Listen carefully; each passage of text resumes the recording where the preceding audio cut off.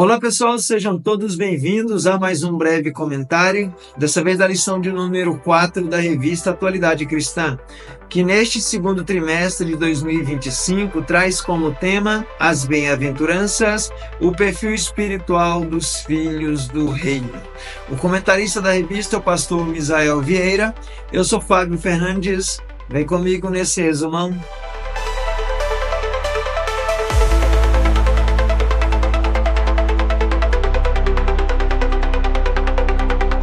Pessoal, o título da lição de número 4, Jesus, a consolação dos que choram.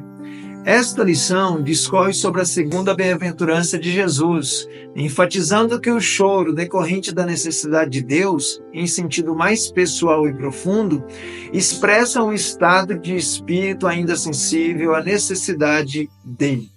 Também aborda o choro como uma necessidade de suprir o vazio existente na alma e a tristeza provocada pela iminente perda da salvação. E, por fim, entender que os que se humilham e choram, clamando pelo refrigério do Senhor, serão consolados por Ele. O choro que expressa a sensibilidade da alma. Lágrimas de aflição por si mesmo. Nem todo choro é de tristeza, de aflição ou de angústia. Existem os choros que exprimem apenas situações momentâneas ou de solidariedade a alguém que também está chorando, como nos funerais, por exemplo. Não nos parece tão estranho que Jesus trate como felizes pessoas que choram de tristeza? Certamente que ele não está se referindo aos choros circunstanciais, mas aos que choram por causa do seu próprio estado de miséria causado pelo pecado. Certamente, esse tipo de choro é o primeiro passo em direção à consolação. Logo, Jesus se dirige às almas que choram e gemem sob o peso da opressão maligna. Bem-aventurado os que choram pelos outros. Lendo o rolo do livro de Isaías, no capítulo 61, versículo 1 a 3, Jesus se deparou com a seguinte passagem: O Espírito do Senhor está sobre mim, porque o Senhor enviou-me a restaurar os contritos de coração, a proclamar liberdade aos cativos e a abertura de prisão aos presos, a consolar todos os tristes. Jesus estava impregnado desse texto e esse texto estava impregnado de Jesus. Ambos têm a mesma essência: sentir a dor do próximo, a dor do outro. Nenhum crente pode ser feliz vendo o estado de miséria das pessoas que o cercam. Tanta doença, peste, epidemias, endemias, pandemias, homicídios, destruição da vida dos jovens por meio das drogas, destruição da vida por meio de gêneros impositivos, entre tantas misérias. Como poderíamos ser felizes com tantas desavenças nos cercando por todos os lados? Os risos ao lado de pessoas que choram demonstram egoísmo e insensatez. Vidas sem sentido. Os deuses formados pelas entidades e os ídolos são coisas vãs e inúteis como expectativa do além. Esses deuses são ótimos para oprimir, para esvaziar a alma, deixando-a sem sentido e sem esperança. São completamente inaptos para enxugar as lágrimas e aliviar os fardos de quem sofre e chora os infortúnios da vida presente e o peso da culpa e do medo proveniente do pecado.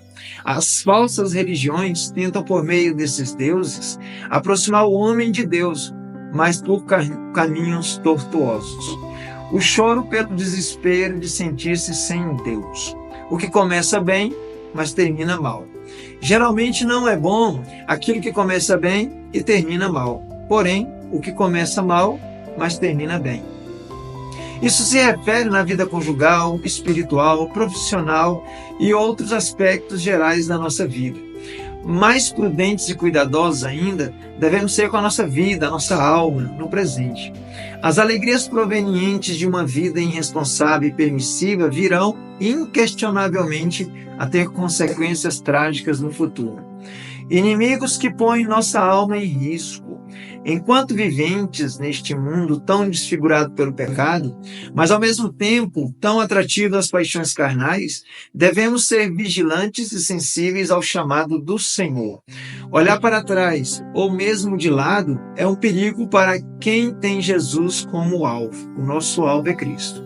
O diabo tenta nos desvirtuar usando o mundo para nos distrair e, em seguida, destruir a nossa alma.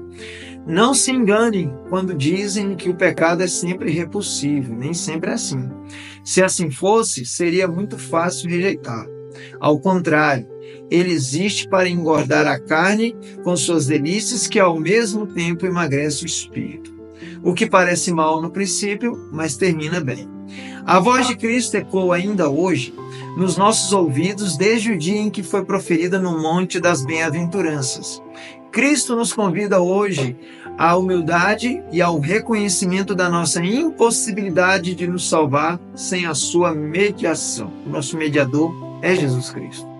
Assim, o choro bem-aventurado é o choro de que agora se humilham perante Deus e clamam pela sua compaixão diante da impossibilidade de justificar-se ou apresentar a Deus algum fruto de justiça capaz de fazê-los escaparem do juízo de Deus.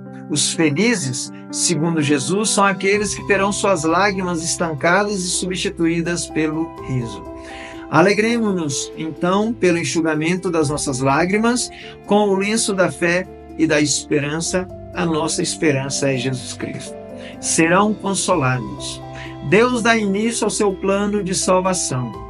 As religiões e seus ritos, oferendas e aparatos culticos são tão ineficientes quanto as folhas de figueira que o homem costurou para se cobrir lá no Jardim do Éden.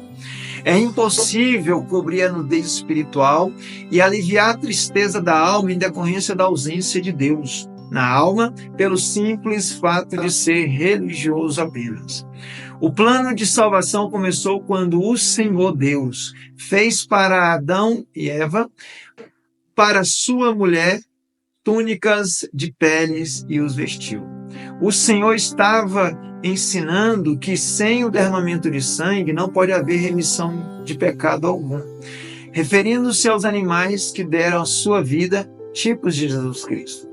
O sacrifício de animais cujas peles serviram para cobrir a nudez do casal foi uma ação de Deus e não do homem.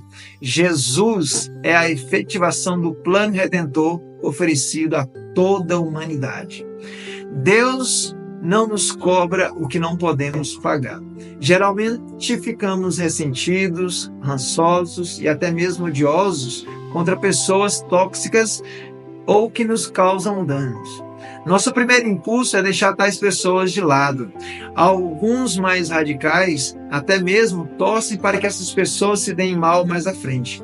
Mas Deus, por causa da sua natureza justa, age diferente de nós. Ele nos formou e, portanto, conhece nossos pontos fracos, conhece a nossa estrutura. Ele sabe que a nossa fraqueza é irreversível e que mesmo que se quiséssemos ser bons, não conseguiríamos por nós mesmos.